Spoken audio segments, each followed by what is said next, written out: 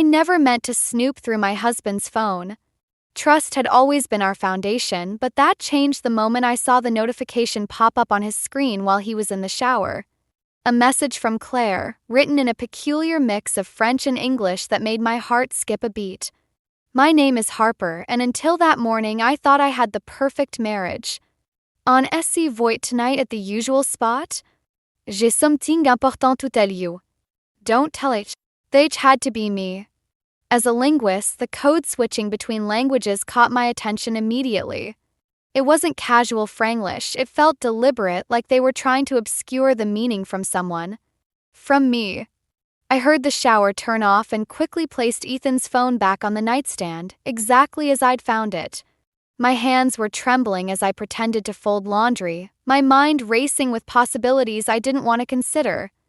"Hey, beautiful," Ethan said, emerging from the bathroom with a towel around his waist. Water droplets traced paths down his chest, and for a moment I saw him as I always had, the kind, gentle veterinarian I'd fallen in love with. "Everything okay? You look a bit pale." "Just tired," I lied, forcing a smile. "Long week of translations." He crossed the room and kissed my forehead, leaving a damp spot that felt like it was burning into my skin. "Don't work too hard. We've got dinner at my parents' tonight, remember?" My stomach clenched. The monthly dinner at the Callahan estate. Another reminder that I'd married into a family that saw me as an outsider. "Of course," I said, watching him get dressed for work. "Will Claire be there?" Pause before his answer was microscopic, but I caught it. "No, why would she be?" "Just asking. She seems to be around a lot lately." Ethan's shoulders tensed slightly as he buttoned his shirt. "She's an old friend, Harper. You know that." An old friend who had been showing up at his clinic with increasing frequency, who texted in code, who wanted to meet him secretly. The weight of unspoken words hung between us like a storm cloud. "I should head out," he said, checking his watch. "Early surgery today. Love you." "Love you too," I replied automatically, the words tasting different now. After he left, I sat on our bed, staring at his side of the closet. The expensive suits his mother insisted he wear, the casual clothes he preferred, all hanging there like normal. But nothing felt normal anymore. My phone buzzed, a text from Lydia, my sister-in-law. "Looking forward to seeing you tonight, dear. Mother wants to discuss the summer house arrangements. Wear something appropriate this time." I deleted the message without responding. Lydia, with her perfect outfits and sharp smiles, never missed a chance to remind me that I didn't quite measure up to Callahan standards. But right now, her usual jabs felt trivial compared to the mystery unfolding on my husband's phone. I pulled out my laptop and opened my translation work, but the words blurred together. Instead, I found myself typing Claire Bennett into social media. Her profile was full of recent photos, charity galas, business meetings, and yes, several casual shots at Ethan's veterinary clinic. In one, they were both laughing, heads close together as they looked at something on his phone. The caption read, "Some secrets are worth keeping. Winking face #oldfriends #TBT. My finger hovered over the image. The timestamp showed it was posted 3 weeks ago, the same week Ethan started having emergency calls in the evenings. Tonight, while we sat through another tense family dinner, my husband would be keeping secrets with Claire Bennett. And I had to decide what I was going to do about it. Callahan Estate loomed before us like a fortress as Ethan pulled into the circular driveway. I smoothed my dress, a designer piece I'd saved 3 months to buy, hoping it would pass Margaret's inspection. Text message from this morning still burned in my mind, but I forced a smile as Ethan squeezed my hand. "Ready?" he asked. I nodded, noticing how his jaw tightened. He always got tense before these dinners. The massive front door swung open before we reached it. Lydia stood there, perfectly coiffed in a red dress that probably cost more than my monthly salary. "You're late," she said, air-kissing my cheek. "Mother's been asking about you, Ethan." "Traffic," he muttered, but I caught the slight tremor in his voice. The same tremor I'd heard when he denied meeting Claire tonight. The foyer echoed with our footsteps as we followed Lydia to the formal dining room. Margaret Callahan sat at the head of the table like a queen on her throne, while Thomas studied financial reports even at dinner. "Darling," Margaret said, rising to embrace Ethan. Her eyes swept over me, lingering on my dress. "Harper. Interesting choice of attire. Primebid bakaratort." The dress was perfect, I'd made sure of it. But nothing was ever good enough for Margaret Callahan. "Speaking of choices," Lydia chimed in, taking her seat, "I ran into Claire at the country club today. She mentioned something about the clinic, Ethan." My husband's fork clattered against his plate. "Just some consulting work," he said quickly. Too quickly. "Consulting?" Thomas finally looked up from his papers. "I wasn't aware the clinic needed financial consulting." "It doesn't," Ethan said, but Lydia was already talking over him. "Claire said she's helping with some exciting new developments. Didn't you want to tell everyone about that, brother dear?" The room felt suddenly airless. I watched Ethan's face, seeing the panic flash across it before he composed himself. "It's still in the early stages," he mumbled. "Well, I think it's wonderful," Margaret declared. "Claire has always had such a good head for business. Remember when you two dated in college, Ethan? My water glass froze halfway to my lips." "Dated?" Ethan had never mentioned that. "Mother," Ethan warned, but Lydia was grinning like a cat with cream. "Oh, Harper didn't know?" They were quite the couple. "Everyone thought they'd end up together, didn't they, Daddy?" Thomas grunted in agreement, and I felt the room spin slightly. The secret meetings, the coded messages, the consulting work, everything shifted into a new, horrifying perspective. "It was barely 2 months," Ethan said, finally looking at me. "It wasn't serious. Serious enough that Claire still keeps that photo of you two in Paris," Lydia said innocently. "The one from your graduation trip?" I pushed my plate away, untouched. "Excuse me," I managed, standing up. "I need some air." "Harper, wait!" Ethan started to rise, but Margaret's voice cut through the tension. "Let her go, dear. Some people simply aren't built for family discussions." I fled to the garden, gulping in the cool evening air. Behind me, I heard the French doors open and close. Expecting Ethan, I turned, only to find Lydia approaching with 2 wine glasses. "Peace offering," she said, extending one to me. I took it warily, watching her settle onto a garden bench. "You know," she said, swirling her wine, "Claire's always been more our speed. The right background, the right connections. But Ethan chose you." She smiled, but it didn't reach her eyes. "For now." What's that supposed to mean? Just that things change. People realize their mistakes. Thinking of which, Claire mentioned she's looking at properties in our neighborhood. Isn't that interesting? My grip tightened on the wine glass. "Why are you telling me this?" Lydia stood, brushing invisible dust from her dress. "Consider it a friendly warning. Some battles aren't worth fighting, Harper. Especially when you've already lost." She left me there, holding a glass of wine I wouldn't drink, while somewhere across town my husband was meeting the woman he'd never told me about. The woman his family clearly wished he'd married instead of me. I pulled out my phone and opened Claire's social media again. There it was, the Paris photo Lydia mentioned, buried in her old posts. Ethan and Claire, young and laughing, the Eiffel Tower behind them. The caption read, "Some memories never fade. Red heart." My hands stopped shaking as a cold clarity settled over me. If they wanted a battle, they'd get one. The next morning, I did something I'd never done before. I followed my husband to work. Ethan's emergency call the previous night had stretched until midnight, and when he finally came home, he smelled of expensive perfume and guilt. I parked across from his veterinary clinic, watching the morning unfold through my windshield. The familiar parade of patients, dogs pulling at leashes, cats in carriers, the occasional exotic pet. But at 10:30, a sleek Mercedes pulled into the staff parking lot. Claire stepped out, wearing a business suit that probably cost more than Ethan's monthly mortgage payment. My phone buzzed, a text from Lydia. Thought you might want to know Claire's meeting with our family accountant today. Something about clinic investments. I switched off my phone and slipped into the clinic through the side entrance, nodding to the receptionist who knew me as Dr. Callahan's wife. The break room connected to Ethan's office through a thin wall, and voices carried if you knew where to listen. The paperwork's ready, Claire was saying. Once you sign, everything changes. I don't know about this anymore. Ethan's voice was strained. Harper doesn't understand our world, Ethan. She never will.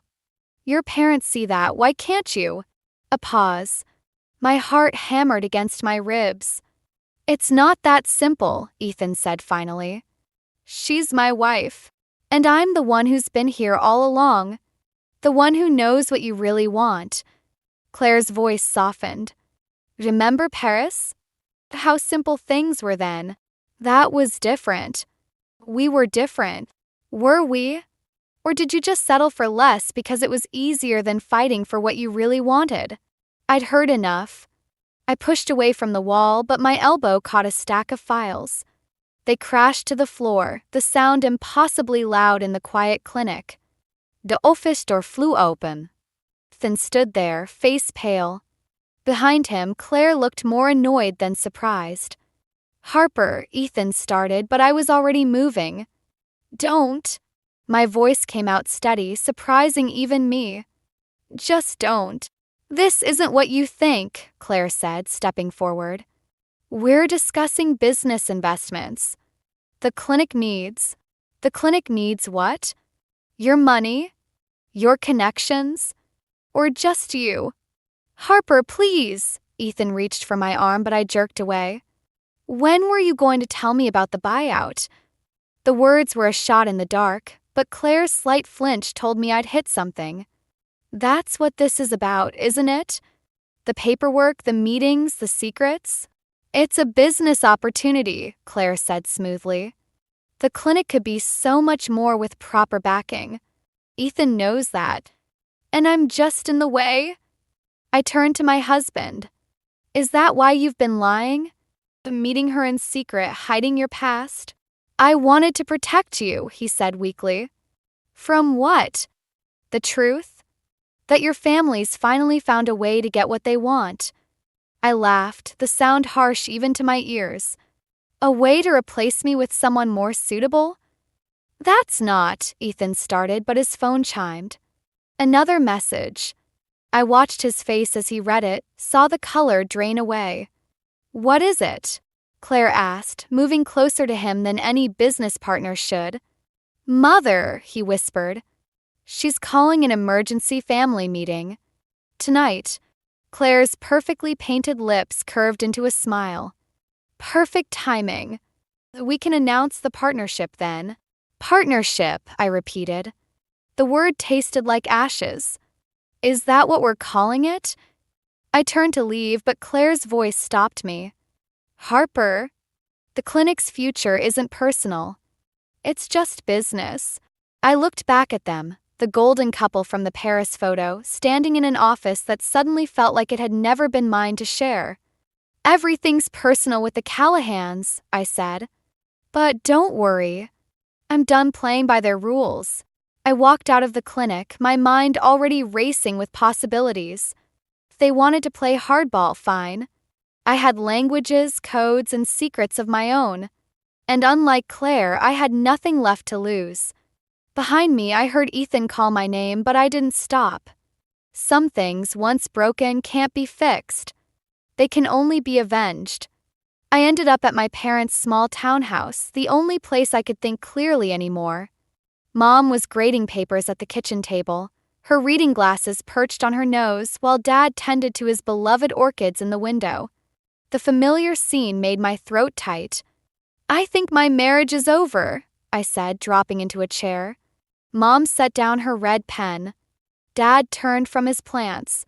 Neither seemed surprised. We saw the clinic's financial records, Dad said quietly. They're public, sweetheart. Claire Bennett's company filed paperwork last week. Of course they had checked. 2 retired professors who taught me to always verify sources, to look beyond the surface meaning. I should have done the same with my marriage. The emergency family meeting is tonight, I said, staring at the worn kitchen table where I'd done my homework for years. They're going to announce the buyout. And probably more. What are you going to do? Mom asked, her academics mind already analyzing the problem. Before I could answer, my phone buzzed. A text from an unknown number. Meeting moved to Le Jardin Restaurant. 7 p.m. Dress appropriately. Margaret. Le Jardin. The same restaurant where Ethan had proposed 3 years ago. The cruelty wasn't lost on me. I'm going to fight, I said, surprising myself with the certainty in my voice. But I need your help. Dad pulled a folder from his briefcase. We thought you might say that. Remember my friend in corporate law? He spread out documents across the table. Financial records, property deeds, and something that made my heart stop, incorporation papers for the clinic dated 5 years ago, before I'd even met Ethan. Claire's name is on everything, I whispered, scanning the papers. She's been involved from the beginning. There's more, Mom said gently. Check the witnesses' signatures. There it was in elegant script, Lydia Callahan. She'd known everything, had probably orchestrated it all, feeding information to Margaret while playing the concerned sister. My phone buzzed again. Ethan, where are you? We need to talk before tonight. I ignored it, focusing on the documents. The clinic's in trouble, isn't it? These numbers. Dad nodded. It's been operating at a loss for months. Claire's company has been keeping it afloat with loans. Loans that come due next week, Mom added. The timing of this partnership isn't coincidental. Another text, this time from Lydia. Wear black tonight. Suits the occasion. Face blowing a kiss. I stood up abruptly, my chair scraping against the floor. I need to go home and change. If they want a show tonight, I'll give them one. Harper, Mom called as I reached the door. Remember what I taught you about translations? I paused. That the true meaning isn't always in the words themselves? She smiled sadly. Sometimes the story we think we're reading isn't the one being told. At home, I found Ethan waiting. He looked terrible, his usual confidence replaced by something closer to desperation. I can explain everything, he started. Can you explain Paris? I interrupted. Or the incorporation papers. Or how your clinic's been secretly owned by Claire's company since before we met. He flinched. How did you? It doesn't matter. What matters is tonight. Are you going to tell them you're choosing me, or should I not bother showing up? Harper, please. Clinic is everything to me. Without Claire's help, you might have had to stand up to your family years ago. I moved past him toward our bedroom. The meeting's at Le Jardin now. Your mother's idea, I assume. His silence was answer enough. I pulled out the dress I'd been saving for our anniversary, deep red, not the black Lydia suggested. One last question, Ethan. That night you proposed at Le Jardin, was that your idea? Or was that orchestrated too? He couldn't meet my eyes. I'll pick you up at 6:30. Don't bother, I said, laying out the dress. Il mi ayudar. I have a stop to make first. As he left, I opened my laptop and pulled up the translation project I'd been working on. Legal documents, as it happened. I might not have Claire's money or Lydia's social connections, but I had something they didn't, the ability to read between the lines. And tonight, every single truth was coming out. Le Jardin's crystal chandeliers cast a deceptively warm glow over the private dining room. I arrived 15 minutes early, my red dress a deliberate rebellion against Lydia's black dress directive. The maitre d' recognized me immediately. Madame Callahan, your party is... It's still Winslow, I corrected, scanning the room. Empty, except for one person, Claire, wearing a perfectly tailored black dress, examining a document at the head of the table. She looked up, unsurprised. Harper. Early as usual. Interesting choice of venue, I said, taking the seat opposite her. Was this where you and Ethan planned everything? Back when you first invested in his clinic. Her perfectly manicured fingers tapped the document. You've done your homework, but you're missing crucial pieces of the puzzle. Like what? The part where you've been manipulating him for years? Or how Lydia helped you do it? Claire's laugh was surprisingly genuine. You think I'm the villain here? Sweetheart, I'm just cleaning up Lydia's mess. As usual. Before I could respond, the door opened. Lydia swept in, followed by Margaret and Thomas. Ethan trailed behind, looking trapped. Harper, Margaret's voice could have frozen champagne. That dress is bold. Like your choice of restaurant? I smiled, noting how Lydia positioned herself between Ethan and me. Actually, Claire stood, I chose the venue. For symmetry. Thomas cleared his throat. Let's get to business. The papers are ready. Almost. Claire pulled out a folder. Just waiting on one signature. Harper's. The room went silent. Ethan's head snapped up. What? Lydia's voice cracked slightly. She has no part in this. Actually, she does. Claire slid a document across the table. The clinic's original incorporation papers list both Callahan siblings as beneficiaries. Ethan and Lydia. My hands remained folded in my lap.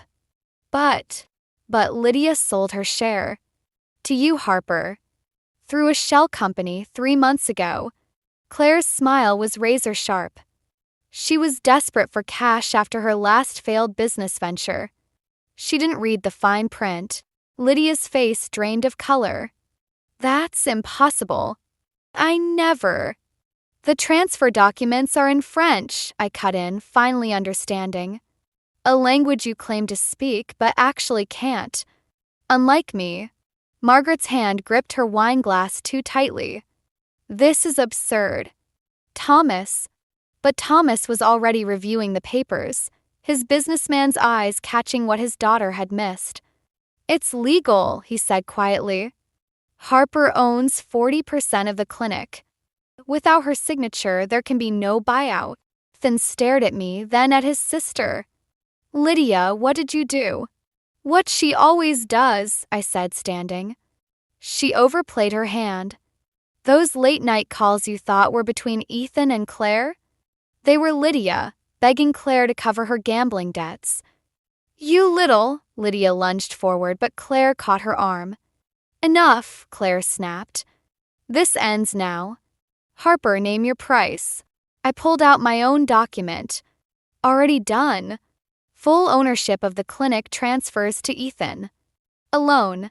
No family interference, no outside investors. And in return? Thomas asked. I walk away. From everything. The marriage, the family, all of it. I met Ethan's devastated gaze. It's what you wanted, isn't it? Freedom from having to choose? Harper, please, he started, but Margaret cut him off. Done. Thomas, call the lawyers. Not done, I said, my voice steady despite my racing heart. One more condition. Tell them, Claire. Tell them what really happened in Paris. Claire's composure cracked just slightly. That's not relevant. I stood, gathering my things. Everything's relevant when you're rewriting history. You have until midnight to decide. Oh, and Lydia? I paused at the door. Black really isn't your color. I walked out of Le Jardin into the cool night air, leaving behind a room full of carefully constructed lies beginning to unravel. My phone buzzed, a message from my mother. Remember, sometimes the best revenge is letting them destroy themselves. I smiled, hailing a cab. The night wasn't over yet. The midnight deadline came and went. I sat in my parents' guest room, surrounded by documents and translations, when my laptop pinged with an email from Claire. Just 3 words. Check the news. Breaking news headlines screamed across my screen. Callahan Veterinary Clinic under investigation. Below that, Financial irregularities force immediate closure. My phone exploded with notifications. Missed calls from Ethan. Texts from Lydia, all caps and rage. A formal message from Thomas's lawyer requesting an urgent meeting. They called my bluff and raised the stakes. Now dozens of employees would lose their jobs, and countless animals would lose their care provider. All because I pushed too hard. I grabbed my keys, but my mother blocked the doorway. "Where are you going?" "To fix this." My voice cracked. "I never wanted to destroy everything." She took my keys. "That's exactly what they're counting on. Your guilt. Your decency." A new text lit up my phone from Claire. "Meeting. Your office. Now." I worked as a translator for an international law firm downtown. At 1 a.m., the building was desert quiet, but the lights in my office were on. Claire sat at my desk, looking perfectly composed despite the hour. "Quite a mess you've made," she said, gesturing to the chair across from her. "Me? You're the ones who shut down an essential business out of spite." "No, Harper. We shut it down because we found evidence of embezzlement." She slid a file across the desk. "In your name." My hand shook as I opened it. Transfer records, all technically legal, all tied to my ownership stake. All fabricated. This is impossible. I never. Of course you didn't. But Lydia did. Using your credentials, your passwords, your identity. Claire's smile was almost sympathetic. "She's been planning this for months, waiting for you to make your move." The room spun slightly. "Why are you telling me this?" "'Cause unlike the others, I actually care about Ethan. And that clinic." She leaned forward. "Sign over your shares, take the fall for the financial irregularities, and everything goes back to normal. The clinic reopens, no charges filed. And if I don't? Then tomorrow, Margaret releases evidence that you've been stealing from the clinic for years. Ethan's reputation stays clean, but yours?" She shrugged. "Well, good luck finding work as a translator with a fraud conviction." My phone buzzed again. "Ethan, please, Harper. Whatever they're offering, take it. I can't watch you go to prison." "He knows about this?" My voice sounded distant, even to myself.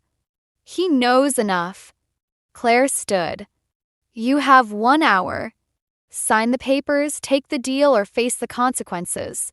After she left, I sat in my dark office, staring at the city lights below. Everything I'd done to protect myself, to fight back, had only given them more ammunition. My mother's words echoed. Sometimes the best revenge is letting them destroy themselves. But what if they destroyed me first? My computer hummed to life as I logged into my work server. Years of translations, contracts, and documents scrolled past, including, buried in a folder from 3 years ago, the original Paris documents I'd translated for Claire's company. The ones that had started everything. I'd never read them carefully before. Had never needed to. But now, my hands flew across the keyboard, pulling up file after file. French contracts, German amendments, Italian addendums. A pattern emerged, one that made my breath catch. A new email arrived from Lydia. 1 hour left, dear sister. Tick-tock. I looked at the papers Claire wanted me to sign, then back at my screen. The truth that had been hiding in plain sight for years, wrapped in layers of languages and lies. My phone rang, Ethan again. This time, I answered. "Don't sign anything," he said immediately. "Harper, I remember Paris now. All of it. And I know what Claire." The line went dead. I stared at the phone, then at the documents, then at my computer screen with its web of international transactions and hidden truths. They'd pushed me to my lowest point, thinking I'd break. Instead, they'd pushed me right where I needed to be, at the bottom, with nowhere to go but up. And up meant burning everything down. Callahan family gathered in Thomas's study, exactly where I knew they'd be. Margaret perched on the leather sofa, Lydia paced by the window, and Claire stood near Thomas's desk, all of them waiting for me to sign away everything. I walked in wearing the same red dress from Le Jardin, but this time carrying a thick folder. "You're late," Lydia snapped. "Where's Ethan?" "Probably still trying to get his phone working again," I said, watching Claire's expression flicker. Interesting timing for his service to cut out, right after he mentioned Paris. Thomas cleared his throat. "The papers, Harper. Your hour is up." I placed my folder on his desk. "You're right. It is." I pulled out a stack of documents, the original translations I'd done years ago before I even met Ethan. "Let's talk about what really happened in Paris." Claire stepped forward. "That's not relevant." "It's all relevant." I spread out the papers. "These contracts, written in French, German, and Italian, detail how Claire's company systematically stripped assets from failing veterinary clinics across Europe. Buy them out, gut them, sell off the pieces." Margaret waved her hand dismissively. "Business is business. Except these clinics weren't failing naturally. They were sabotaged by someone who created false financial records, just like the ones you're trying to pin on me now." Lydia's pacing stopped. "You can't prove any of this." "Actually, I can. 'Cause I was the one who translated the documents. I just never knew what they were for. Until now." I turned to Thomas. "Did you know Claire's company is under investigation in 3 countries? That's why she needs the clinic, to hide money before the authorities freeze her assets."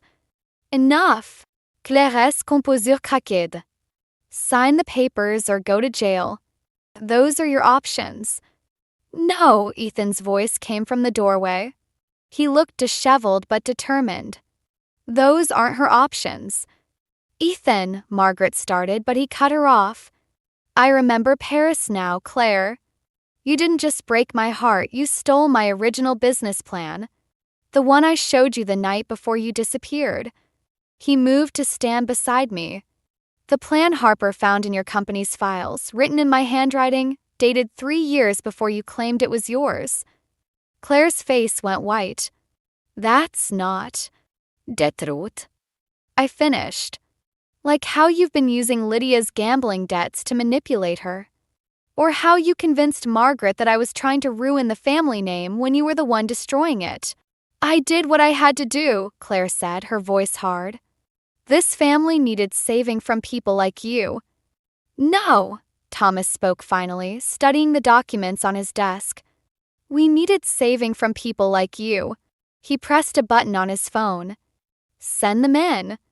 The study door opened again. 2 serious-looking men in suits entered, showing federal badges. "Miss Bennett," one said, "we'd like to ask you some questions about your company's international holdings." Everything happened quickly after that. Claire's arrest. Lydia's breakdown, confessing everything. Margaret's shocked silence as her perfect world crumbled. Through it all, Ethan held my hand. "I'm so sorry," he whispered as we watched the agents lead Claire away. "I should have seen it sooner. Should have stood up to them." "We both should have seen a lot of things," I said, squeezing his hand. "But we see each other now." Thomas approached us, looking older than I'd ever seen him. "The clinic," he said gruffly. "It needs to reopen. People depend on it." He held out a pen. "Sign these." The real ones this time. Papers transferred full ownership to Ethan and me. No strings, no hidden clauses. "Why?" I asked. "Because sometimes," he glanced at Margaret, still sitting shell-shocked on the sofa, "family isn't about control. It's about trust." He turned to Ethan. "Something I forgot a long time ago." Lydia stood alone by the window, watching Claire's car disappear down the driveway. "What happens now?" "Now," I said, taking the pen from Thomas, "we rebuild. All of us." I signed the papers, then offered the pen to her. "Starting with the truth." She took it with trembling fingers, and as she signed, I saw something I'd never seen before in her eyes, hope. Side, the sun was rising over the Callahan estate. A new day, a new beginning. Not everything was fixed, but at least now we were facing it together. And that was a truth worth fighting for. 6 months later, I stood in the newly renovated clinic, watching Ethan perform surgery through the observation window. His hands moved with confident precision, healing a German shepherd that had been hit by a car. The dog's owner, a young girl, waited anxiously in reception, just as I had waited through my own storm of uncertainty. Clinic had changed. We'd kept the Callahan name but reimagined everything else. The walls now displayed framed translations of healing words from different languages: courage, hope, renewal. A reminder of how we'd found our way back. "He's good at putting things back together," Lydia said, appearing beside me. She looked different now, softer somehow, without the sharp edges of desperate ambition. Weekly therapy and a gambling addiction program had helped. "So are you," I replied, noting the stack of account books in her arms. She'd insisted on working here, doing honest books this time, paying her debt to the family one balanced ledger at a time. The surgery light clicked off. Success. My phone buzzed, a text from Margaret. "Dinner tonight? I found your mother's recipe for coq au vin." These new Friday dinners were different from the old ones. No more power plays or hidden agendas, just careful steps toward understanding. Thomas had retired, letting Ethan run the clinic his own way. Margaret was learning to love without controlling, though old habits died hard. "Mail came," Lydia said, handing me an envelope. The return address was a federal prison. Claire's letter was short. "I never meant for it to go so far. Paris was supposed to be the beginning of something beautiful, not the start of a lie. Maybe that's what happens when we try to force life into the shape we think it should be, instead of letting it be what it is. Take care of him. Take care of all of them." I folded the letter and slipped it into my pocket, next to the ultrasound picture I hadn't shown anyone yet. Some revelations needed perfect timing. Ethan emerged from surgery, still in his scrubs. "The dog will be fine," he said, wrapping an arm around me. Just needed someone to believe in him. "Like father, like future child?" I whispered. His hand froze on my waist. "Are you?" I nodded, watching joy spread across his face, pure and untainted by anyone else's expectations. Lydia squealed and hugged us both, then quickly composed herself. "I'll reschedule your afternoon appointments," she said, wiping her eyes as she hurried away. Later that night, as we walked home to our new house, modest but ours, Ethan stopped suddenly. "I found something in the old clinic files," he said. "A letter from my father to his father, written when Dad was my age. He wanted to be a teacher, did you know that? But his father convinced him that business was the only acceptable path. Is that why he let you keep the clinic? I think he finally realized that legacy isn't about controlling the future. It's about giving it room to grow." We reached our front door, but I paused before going in. The moon hung full and bright, like the night I'd found that first text message in French. Everything had changed since then, and nothing. "Do you ever regret it?" I asked. "Choosing this life over the one they planned for you?" Ethan touched my still flat stomach, his answer in the gentleness of his hands. "I chose love," he said simply. Everything else just fell into place. Inside, I had translations waiting, honest work for honest pay. Tomorrow, we'd have dinner with both our families, all the sharp edges slowly smoothing into something new and real. And in 7 months, we'd add another chapter to our story. My mother had been right about revenge. Sometimes the best revenge isn't about destroying your enemies, but about building something so beautiful that their shadows can't touch it. I hung my red dress in the back of the closet. I wouldn't need it anymore, but I'd keep it, a reminder that sometimes you have to fight for your happy ending, even if the battle leaves a few scars. Some things, after all, are worth the price of admission.